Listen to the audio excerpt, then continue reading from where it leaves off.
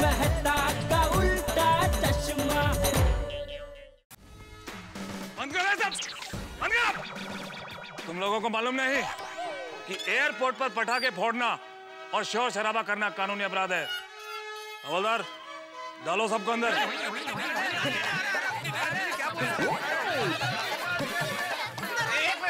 एक मिनट। अरे इंस्पेक्टर साहब, मैं बड़ी मुश्किल से अंदर से बाहर आया हूँ, फिर से अंदर नहीं जाना है मुझे। हवलदार, सबसे पहले इसको अंदर डालो। इंस्पेक्टर भाई, टप्पू के पापा को छोड़ दो, मैं उन्हें नहीं ले जाने दूंगी। इंस्पेक्टर साहब, अगर गिरफ्तार करना है तो मुझे कीजिए, क्योंकि वाट मैंने जलाई थी पटाखे की। अरे ये पागल!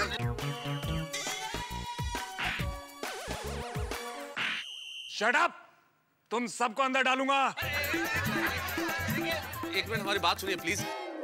असल में मेरे दोस्त हैं जेठालाल, और ये पाकिस्तान से वापस लौट के आए। इस खुशी में और इस एक्साइटमेंट में हमने पटाखे छोड़ दिए। और देखिए, खुशी ज्यादा इसलिए है कि ये गलती से बॉर्डर पार करके पाकिस्तान चले गए थे और वहां इन पे जासूसी का इल्जाम लगा इंस्पेक्टर साहब। हाँ, ये तो व्यापारी है। तो बड़ी मुश्किलों से ये वापस लौट के आए, इसलिए हम लोगों ने कोई कानून जानबूझ के नहीं तोड़ा। हमारा कोई ऐसा इंटेंशन नहीं था। हम सारे लोग जिम्मेदार नागरिक हैं। थोड़ा ये बाघा डोडा है, बाघा इतना भी उत्साह का समझना चाहिए तुझे भी थोड़ा। देखिए इंस्पेक्टर साहब, हमें इसे माफ कर दीजिए प्लीज। ठीक है, इस बार तो हालातों को समझते हुए तुम लोगों को यहाँ से जाने दे रहा हूँ। लेकिन याद रखना, आइंदा अगर तुमने किसी पब्लिक प्लेस या एयरपोर्ट पर पटाखे फोड़े तो। अरे भाई, हम सपने में भी पटाखे नहीं फोड़ेंगे बस। कभी नहीं। ठीक है, जाओ अपने अपने घर। चलो भाई चलो। रिक्शा सामान भी है ना, टैक्सी। चलो भाई चलो।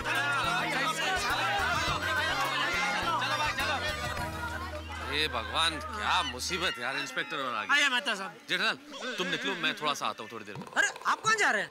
अरे मुझे एक जरूरी काम है, मैं आता हूँ ना थोड़ी देर में। इस वक्त? हाँ, इसी वक्त। मेहता साहब, आपका ये परम मित्र इतनी बड़ी मुसीबत से बच के इतने दिनों के बाद आज वापस घर लौटा है, और आप उसे इस तरह छोड़ के जरूरी काम पे जा रहे हैं? कुछ बात हजम नहीं हुई। सच बताइए, कहाँ जा रहे हैं आप? तुम यकीन नहीं करोगे जेठालाल, लेकिन जब तुम पाकिस्तान में थे तो मैंने भी मन्नत मांगी थी। मैंने कहा था जैसे ही मेरा दोस्त हिंदुस्तान की धरती पे पहला कदम रखेगा, मैं सबसे पहले अम्बा माता के मंदिर जाऊंगा दर्शन करने के लिए, और पैदल जाऊंगा। इसीलिए जा रहा हूँ। साहब मान गए आपको। चलो तुम चलो, मैं आता हूँ थोड़ी देर में। जल्दी आना। जेठालाल, आने में थोड़ी सी देर हो जाएगी, वो पैदल जाना है ना, इसलिए तुम सो जाना, कल मिलते हैं। ठीक है? ओके।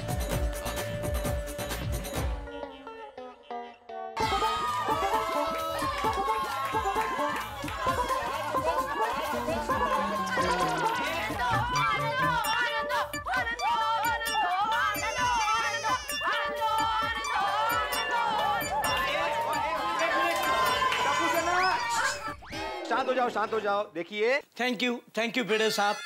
सुनिए, गड़ा इलेक्ट्रॉनिक्स के मालिक श्री जेठालाल चंपकलाल गड़ा कच्छ भुज के सफर का आनंद लेके ढेर सारी मुसीबतों का सामना करके आशापुरा माँ की कृपा से अपने परिवार के साथ गोकुलधाम सोसाइटी के घर में पधार चुके हैं। बापू जी। हाँ।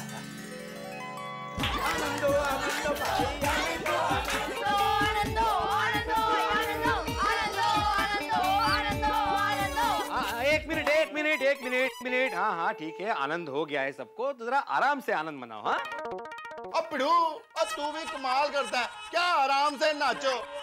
अपना जेठा भरा वापस आया और जम के नाच।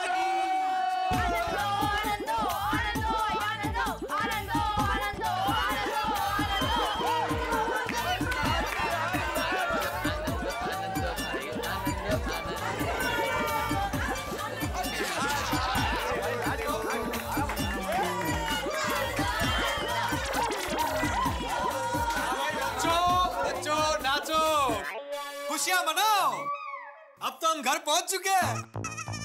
वरना वो एयरपोर्ट पे पटाखे बैंड बाजा तो अच्छा हुआ कि पुलिस ने हमें छोड़ दिया, वरना अभी पूरी गोकुलधाम सोसाइटी लॉकअप में होती। पोपट भाई प्लीज लॉकअप का नाम मत लीजिए, नहीं तो बहुत टेंशन हो जाता है बाबा। सही बात है।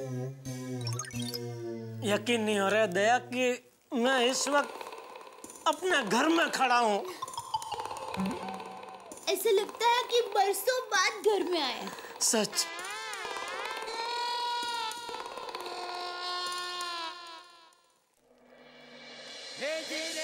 थैंक यू दादाजी, आपकी वजह से आज मैं पाकिस्तान की जेल में से सही सलामत घर पहुंचा हूँ। जेठिया, ये क्या कह रहा है तू? तेरे दादाजी की वजह से तू छूटा? कैसे? बापूजी उधर पाकिस्तान की जेल में मेरी स्पेशल इंक्वायरी करने के लिए लाहौर से एक करीम खान साहब आए थे और उन्होंने। कौन है? ये मेरे बापूजी, पिताजी। झूठ, सफाई झूठ। ये जनाब जयंतीलाल जी हैं। नहीं नहीं, ये मेरे बापूजी चंपकलाल जी है। जयंतीलाल जी तो मेरे दादाजी का नाम है।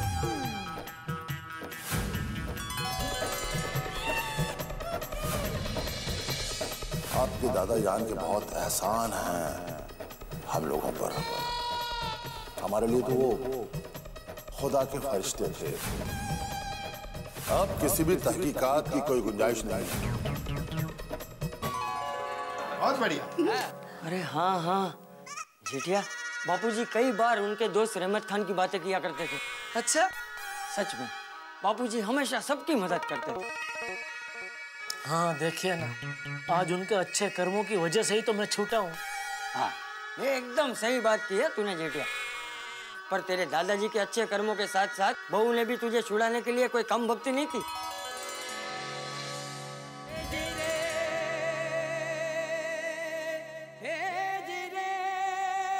वाह दया, दया मैं कुछ मत कहिए।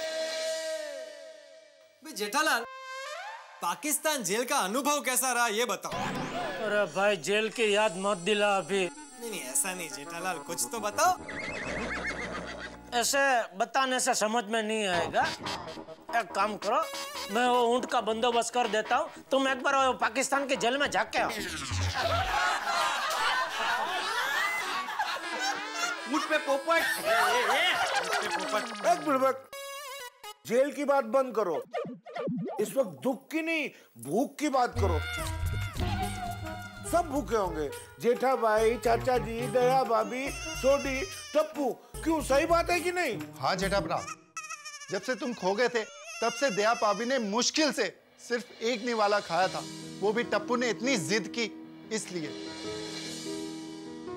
दया भाभी तो खाना पीना सब भूल गई थी। जैसे अर्जुन का लक्ष्य था मछली की आंख, ऐसे दया भाभी का लक्ष्य था जेठा भरा को पाकिस्तान से हिंदुस्तान। दया तू भी ना, अरे ऐसे भूखे रहने से थोड़ी मैं जल्दी वापस आ जाता। आपने वहाँ कुछ खाया था?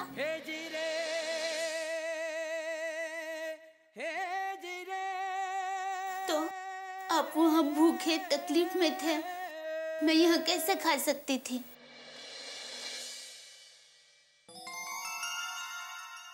जेठा अंकल, गोकुलधाम में किसी ने कुछ नहीं खाया है।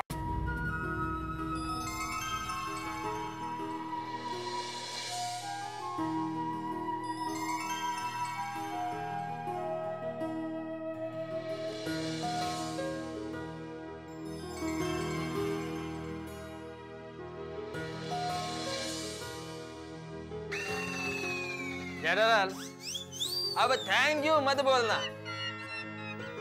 नहीं कहूंगा। बाघा, मैं थैंक यू कहूँ? अरे भाई थैंक यू मत बोल। अभी के अभी सबके लिए बढ़िया में बढ़िया लजीज खाने का बंदोबस्त कर। जी। नहीं नहीं, रहने दीजिए बाघा भाई, मैं फटाफट सबके लिए बढ़िया खाना बना देती हूँ। नहीं नहीं दया भाभी, खाना बनाने की कोई जरूरत नहीं है। हारे हाँ डेविन, खाना तो कब का तैयार है बाबा, हमने सबके लिए खाना बनाया है। Komal, I am proud of you. Thank you. अरे वेलकम, जाओ सबके लिए खाना लेके आओ। अभी लाती हूँ। अरे अरे खाना आ रहा है दोस्तों, आनंद लो, आनंद लो।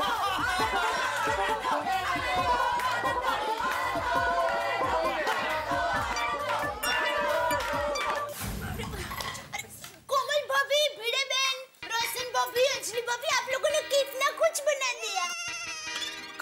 हाँ तो आप देख क्या रही है, शुरू कीजिए। जेठालाल शुरू करो, चलो। रुकिए जेठा जी, सबसे पहले आप अपनी फेवरेट डिश से बबीता जी, आप जलेबी फाफड़ा लेके आए मेरे लिए। नया देखा? थैंक यू मम्मी जी।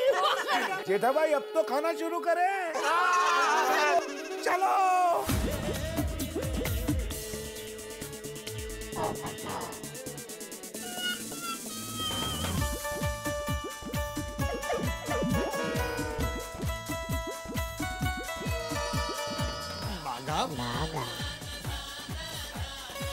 क्या हुआ, खाइए। अरे मैं कैसे खाऊं भाई, थोड़ा ऐसे बैठो आराम से। हाथ से ऐसे ऐसे बैठो। हाँ।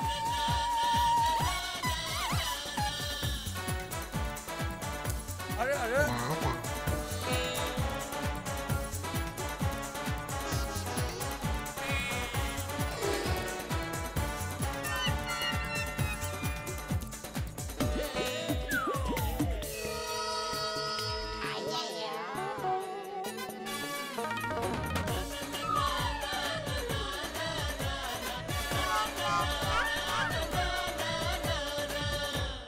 चलो जेठालाल चलते, तुम भी आराम करो अभी। हाँ चलो चलो भाई।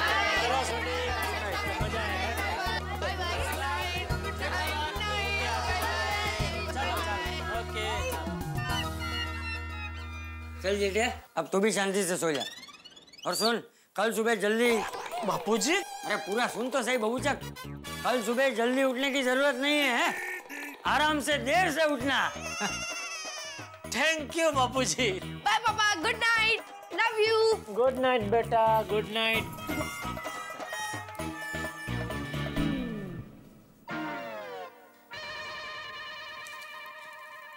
टप्पू के पापा, आइंदा आप कभी इस तरह मुझे छोड़कर मत जाना। अरे पगली, मैं जानबूझकर थोड़ी तुझे छोड़ के गया था। और बेवकूफ ऊंट ने मुझे तुम लोगों से दूर कर दिया था। वो जो भी हो, वादा कीजिए आज के बाद आप कभी मुझे छोड़कर नहीं जाएंगे, कभी नहीं। दया,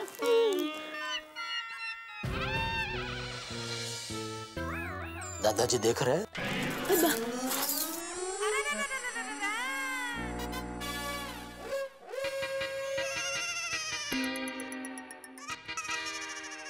दादाजी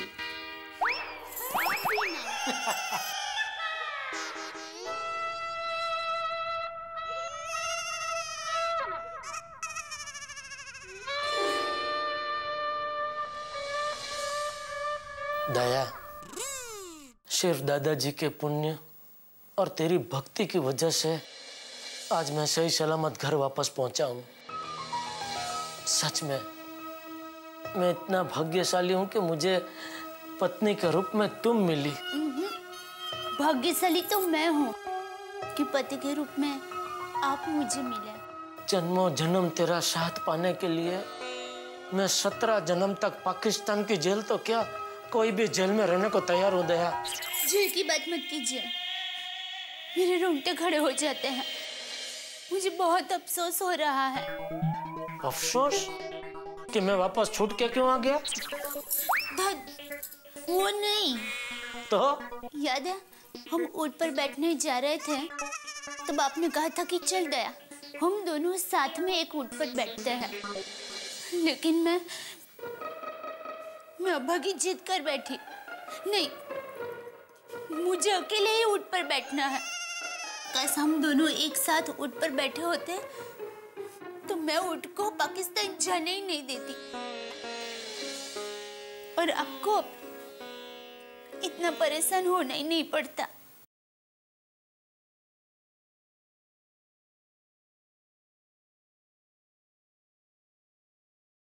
क्या देख रही हो? आपको मन करता है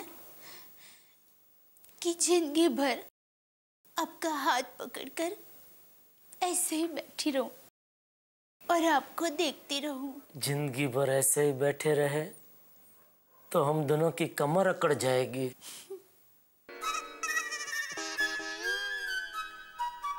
दया, मेरी वजह से तू बहुत दुखी हुई नहीं? अब देखना, मैं तुझे पलकों पे बिठा के रखूंगा। हाँ, पलकों पे बिठा के रखेंगे। मेरा वजन पता है? अबे, इतना भी वजन नहीं है। मैं तो तुझे एक हाथ से उठा सकता हूँ। देखा, एक ही सेकंड में पलकों से कैसे हाथ पे आ गए। मैं तो कहती हूँ आप मुझे एक हाथ से भी नहीं उठा सकते। अच्छा, चल खड़ी हो। खड़ी हो।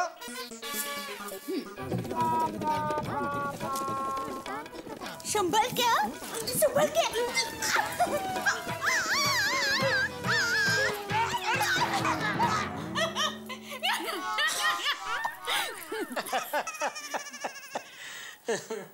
हे माता जी, मेरे टप्पू के पापा को ऐसे ही हंसते रखना। नहीं माता जी, मुझसे ज्यादा मेरी दया को हंसती हुई रखना। I love you. Shame to you.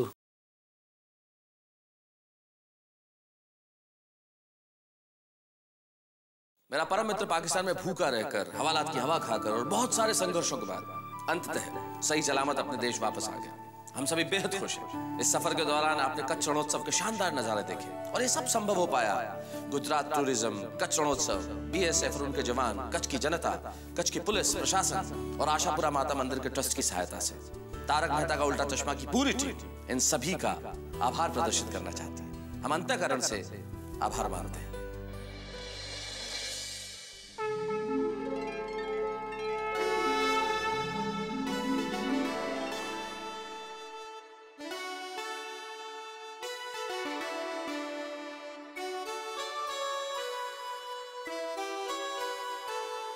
हे भोलेनाथ, आज महाशिवरात्रि है और मैं तो हर दिन महाशिवरात्रि समझकर आपकी प्रार्थना करता हूँ। आपके इस कुंवारे भक्त को ऐसा आशीर्वाद दीजिए कि अगली महाशिवरात्रि पर श्री और श्रीमती पत्रकार पोपटलाल साथ में आपकी पूजा कर रहे हो। जय भोलेनाथ। आज भोलेनाथ का पर्व महाशिवरात्रि। कहा जाता है कि भगवान शिव से अगर मन से कुछ भी मांग लिया जाए तो भोलेनाथ प्रसन्न होकर दे देते हैं।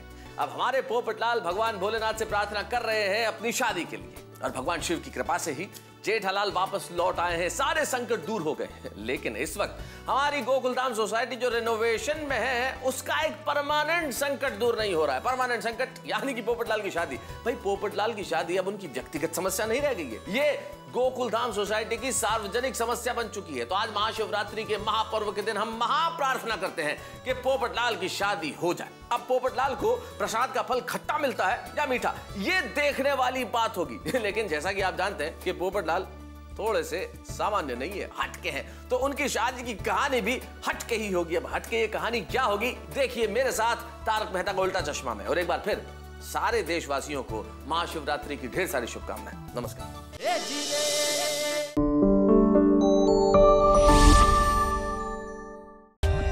For more updates, subscribe to our channel, click the show links and enjoy watching the videos.